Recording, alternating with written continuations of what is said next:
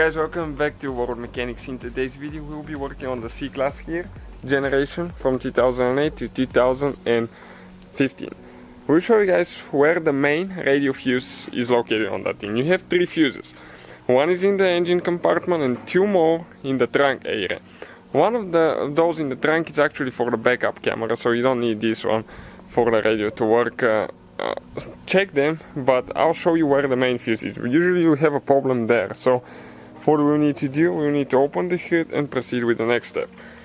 We have more than 200 videos taking the whole car apart, so if you need anything, just let us know and we'll try to make a video so we can save you some money.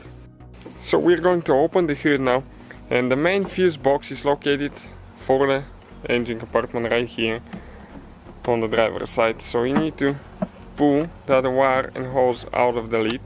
Okay, you have 2 clips that you need to disconnect right here on the front. You can see the 2 clips, and let us show you where the fuse is located now. Okay, it's a 20 amp fuse, this one right here, and it's located, this is a fuse number 26. It's located behind, okay, behind this relay right here.